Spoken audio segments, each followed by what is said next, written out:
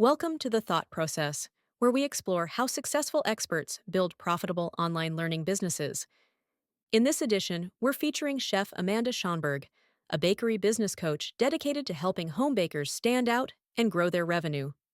Amanda launched her online coaching membership, Baking for Business, to empower bakers with the business acumen she wished she had when starting out. With Amanda's commitment to community and consistent value to her audience, her membership has generated $500,000 in sales since its inception in 2021.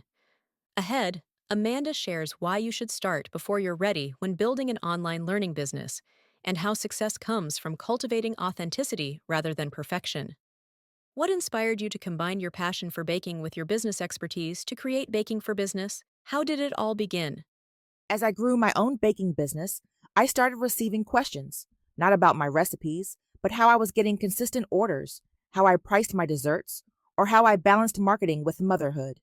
That's when I realized so many home bakers were struggling, not because they lacked talent, but because they lacked strategy. I created Baking for Business to fill that gap and to be the resource I wish I had when I started. My goal was simple: to empower bakers with the tools, mindset, and confidence to build a business they're proud of. I validated the need for my online coaching program by talking to other bakers, listening deeply, and showing up consistently on social media to share free value. From there, I created a few small digital products and hosted free training sessions to build trust. I used feedback from those early learners to refine my offers. I also invested in platforms like Thinkific to help deliver my content professionally and automate parts of the process. What were some strategies that helped you get your first sales for Baking for Business? My first sales came from building relationships. I didn't just promote my offers, I connected with my community. I showed up on Instagram stories, answered DMs, and created content that truly spoke to the real life struggles bakers were facing.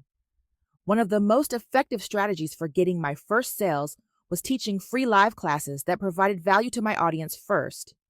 They could get a taste of my heart and knowledge before making a purchase, and that built trust. These naturally led to paid offers. How do you use social media and other ways to connect with your audience and attract new customers? I see social media as an extension of my classroom and a window into my heart. I deliver value, but I also show up with vulnerability. I share lessons from my journey, highlight student wins, and offer business tips in bite sized, actionable ways.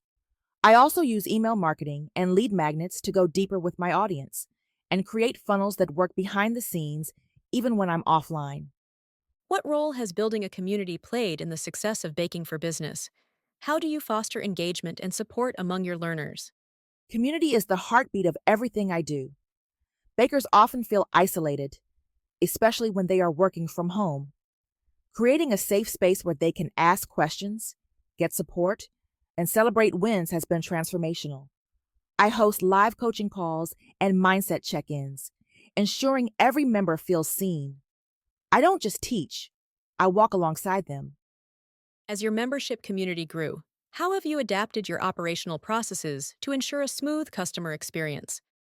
Scaling has been a blend of systems and support. I've leaned heavily on automation, using tools like email sequences, scheduling platforms, and course delivery software to create more freedom in my day.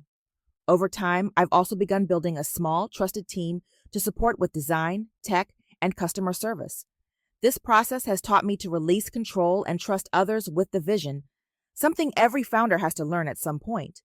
I've created a content calendar to keep things organized and documented standard operating procedures for things like onboarding and resolving tech issues. I've also assigned helpers, who are star learners themselves, to help direct new learners to the right areas in my Thinkific portal or with general questions.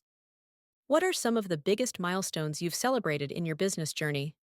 Being hired by Meta to speak at their meetings for National Small Business Week has been one of my favorite accomplishments. Generating $500,000 in sales has been a blessing too. On a personal level, being invited to speak on platforms like Thinkific and watching my community grow globally has been surreal. But my biggest win, watching my students believe in themselves and change the financial futures for their families. What advice would you give other subject matter experts who are looking to build their own online learning businesses?